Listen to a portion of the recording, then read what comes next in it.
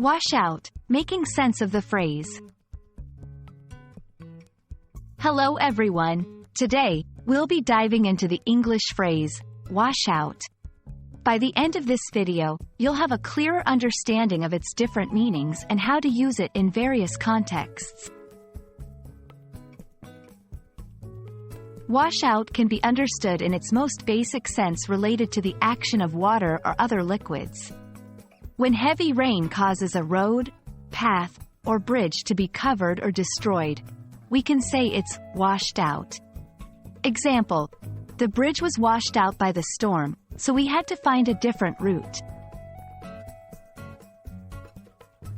Another common use of wash out is when referring to the fading or removal of color from an object or material.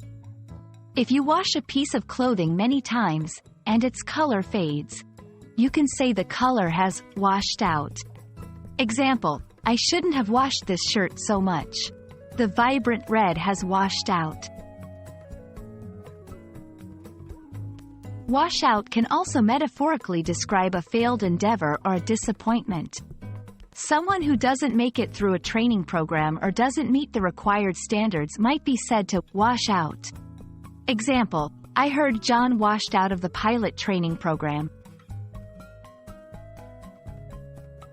This phrase can also be used to describe someone who looks or feels drained, especially in terms of their complexion or energy. If someone looks pale or tired, we might say they look washed out. Example: you look a bit washed out. Did you get enough sleep last night? And there you have it, the versatile English phrase, wash out, and its various meanings. Remember, context is always key when determining which meaning applies. We hope this video has made this phrase a bit clearer for you. Thanks for watching, and happy learning!